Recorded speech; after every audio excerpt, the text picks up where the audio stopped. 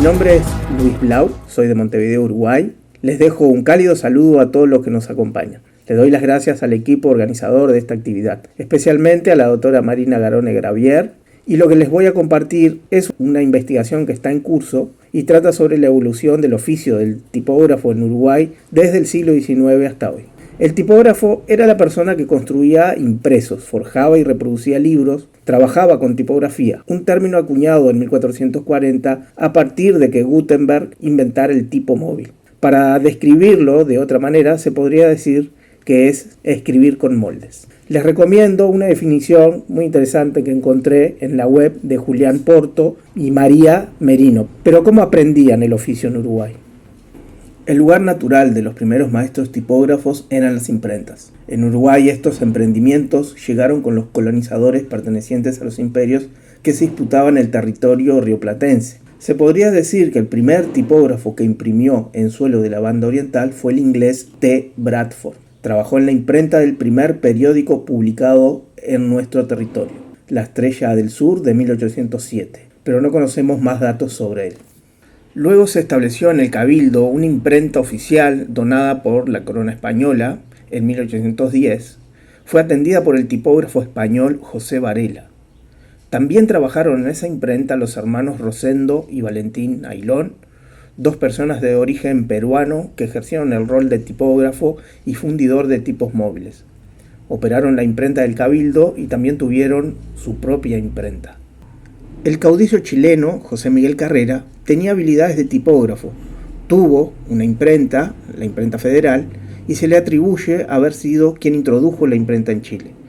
Acá vemos imágenes de las dos prensas de brazo que pudieron haber existido a comienzos del siglo XIX. Otro tipógrafo con imprenta propia fue Francisco de Paula Pérez, llegado de Chuquisaga, Bolivia. También operó la imprenta del Cabildo en la época cisplatina. Manuel Torres, un tipógrafo muy activo que trabajó junto a dos colegas, José María Canales y Lázaro Aliñada, el sordo, que usaba su propio componedor de plata. Otro maestro, compositor de esa época fue Pedro Asensio de Sousa. En 1822 inicia su actividad la imprenta de La Caridad. Los primeros operarios fueron Tomás Varela y Pablo Magriño, con sueldos de 40 y 20 pesos más la comida. Se supone que el tipógrafo era Tomás Varela, a juzgar por el salario.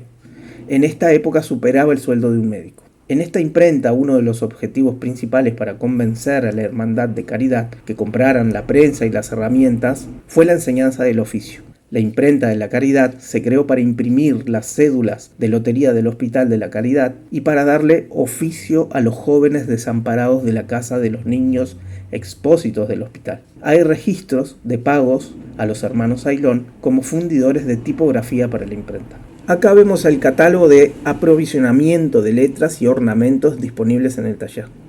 Llegó a tener 4 prensas por la cantidad de estilos tipográficos, seguramente varios burros, lingoteras y demás mobiliarios que requerían un espacio generoso. Y a su lado está la publicación que hicimos con mi colega Andrés Berruti y la doctora Marina Garone Gravier. Está disponible para descargar en las webs del Museo Paundi Santo Antonio y la Red de Cultura Gráfica. Algo como muestra la imagen, obra de Leoní Matisse, de principio del siglo XX, podría ser representativo de la imprenta de la Caridad en sus inicios. Esta lógica de enseñanza del oficio directamente en los talleres de imprenta, basado en los manuales de arte de imprimir, existió durante mucho tiempo. Aquí vemos 3 manuales publicados en 1822, en 1852 y el último del tipógrafo Benito Hortelano, de 1864. Publicado en Buenos Aires y impreso en su propia imprenta española. Una referencia que valora la importancia de los manuales y muestrarios de letra se encuentran en el libro El arte de imprenta de don Alejandro Valdés, de Marina Garone Gravier, publicado en 2015. Otros indicios de enseñanza los encontramos en el colofón de imprenta de un periódico llamado El Semanario Uruguayo, fechado en 1860 e impreso en la Escuela Tipográfica. No tenemos más noticias sobre esta escuela, si hubo una escuela o no. Sabemos que el redactor y el propietario de la imprenta fue José H. Uriarte. En el colofón de otro número dice imprenta americana, y en un anuncio del número 37 encontramos una cita que dice que esta imprenta se distinguió con el nombre de Imprenta del Liceo Montevideano. Otra referencia muy atractiva para una nueva investigación. El académico Pablo Roca presenta más detalles de contratos de algunos tipógrafos que actuaron en este periodo. Y otro dato significativo los tomamos del artículo de Cecilia de Marco, tipógrafo y esfera pública en Montevideo de 1885-1902, y ella sostiene que hacia 1890 existían en Montevideo 400 tipógrafos, aproximadamente de los cuales 250 estaban afiliados a un sindicato. En 1878 se crea la Escuela de Artes y Oficios, institución educativa pública donde la tipografía es parte de la oferta educativa. En 1882 se mudó a este edificio, acondicionado especialmente para la institución. Se contrataron docentes llegados de Europa como el litógrafo Angelo Somaschini y el maestro Pietro Arduino y Dafur. Con una veintena de talleres y una población de 21 alumnos entre 13 y 16 años de edad, sus productos son el testimonio de la calidad de la mano de obra y la tecnología que usaban. Esta preciosa infografía de un mapa de aproximadamente 800 por 600 milímetros fue creada a partir de cromolitografía y tipografía. Acá vemos una publicación que se editaba e imprimía en los talleres de la escuela. El bromista, ejercicios de composición de página con columnas de distintos largos, variedad tipográfica en títulos, distintas justificaciones de bloques de texto, imágenes litográficas, clichés y bloques de texto con líneas de distintos largos que flotan en la página. Esto requería un trabajo minucioso de imposición. Esta fotografía del taller de litografía fue tomada por alumnos del taller de fotografía a finales del siglo XIX. La fotografía llegó a Uruguay en la década del 40. En 1887, la Escuela de Artes y Oficios evoluciona a la Escuela Nacional de Artes y Oficios, con un régimen de internado. En esta imagen del periódico semanal números 14 y 15 de El Aprendiz, queda el registro del cambio de nombre, resaltado con rojo y en una tipografía distinta. Es el inicio de una nueva época de la institución. En 1890 se muda a un nuevo edificio, con una tecnología y un amplio crecimiento del área destinado a tipografía y a la imprenta. El edificio ocupa toda la manzana y ahí en rojo marcamos los locales de la imprenta. Aunque no lo hemos podido comprobar, podemos decir que ese taller fue la Imprenta Nacional. Ese edificio actualmente es la sede principal de la UTU. Esta es una fotografía de la imprenta, tomada probablemente por estudiantes en el nuevo taller, muy bien equipado con máquinas a tracción mecánica, cerca de 1900. En 1906, los talleres de Don Bosco incorporan cursos de tipografía e imprenta. Había por lo menos 2 centros de enseñanza. En 1925 surge una nueva institución de enseñanza, la Colonia de Educación Profesional de Menores, impulsadas por un médico, el doctor José Martiriné, en el departamento de San José, a 5 kilómetros de la ciudad de Santa Lucía, del departamento de Canelones. Convivieron al menos 3 centros de enseñanza de tipografía en esa época. Esta imagen son capturas de la memoria de la Dirección General de la Asistencia Pública Nacional, de 1922. Donde leemos que en la propuesta programática de Martiriné incluye tipografía entre los 8 cursos de su oferta académica.